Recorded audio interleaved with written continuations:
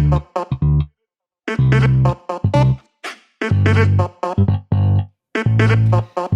now into some developer conference news. So, Facebook announced this week that they are not going to hold their F8 developer conference this year because they are pivoting their business to Meta. And on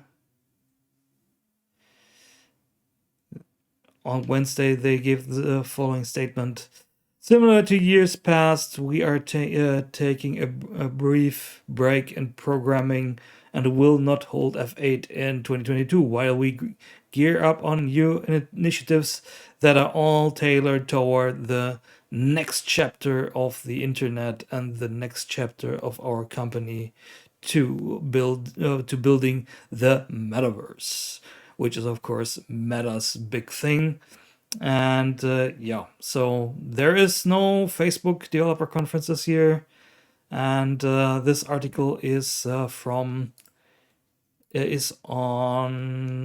The Verge. So if you want to have more details on this, you can find the story here. I am not going to go into more details for the Facebook conference. Much more interesting is the other development conference announcement from this week. And this is Apple's Worldwide Developer Conference 2022, which was announced for June 6th till 10th. And it will be a all online event again. So the article up on screen is from Mac Rumors. And they will actually have an all online event, but there will be a special student event in parallel on June 6th, which will be on site at Apple Park.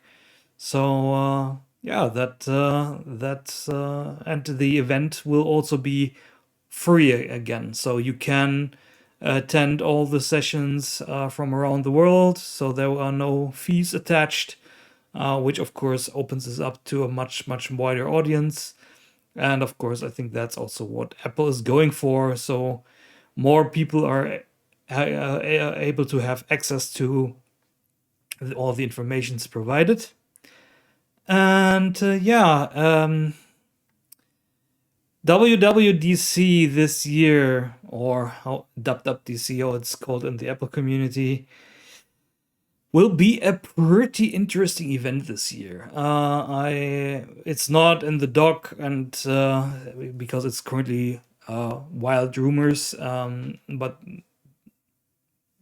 one thing that will probably be announced at this year's conference will be the ARM-based Mac Pro, which could be a very interesting step for the ARM platform in regards to personal computing. Of course, there are already ARM CPUs and servers and so on that I have quite a bit of PCI Express, but for the desktop use, I think there is not really a product that does this in a large scale yet, and that's what the Mac Pro is. And it's definitely interesting to see what Apple is going to do there. Rumors are pretty wild at the moment.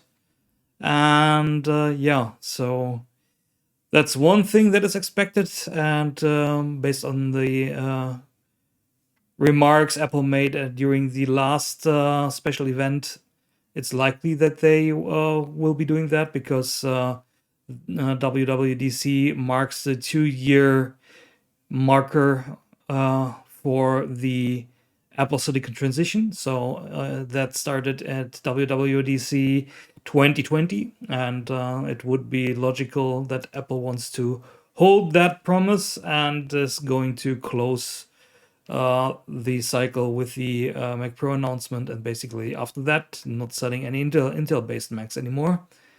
So that's definitely for Apple a major milestone that is coming up. And as I discussed during earlier episodes, I also expect that we will hear or see something in regards to Apple's AR and XR headset. A lot of things are pointing to that, and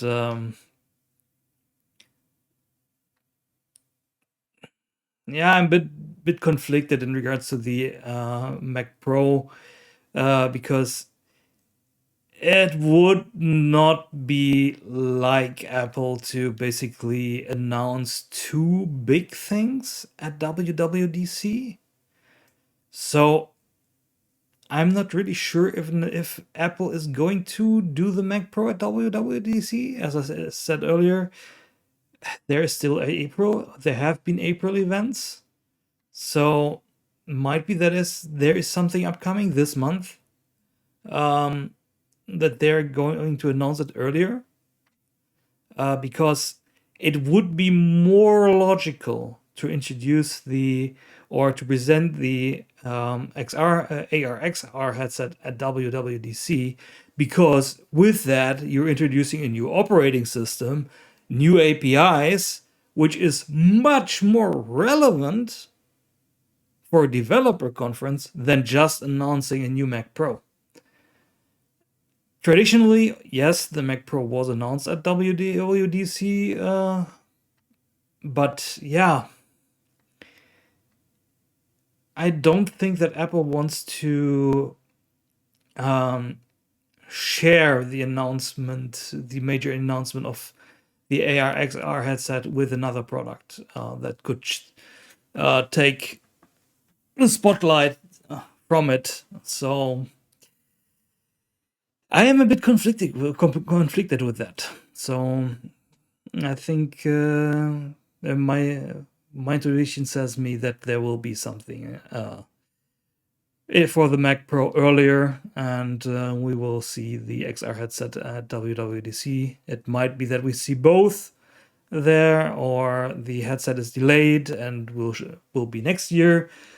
But there have been so many signs that there is something coming up, especially since there is now AR support in the web AR support in Safari, in the Safari preview, and that releasing that to the public, if there is nothing coming up, would be a bit weird. So yeah.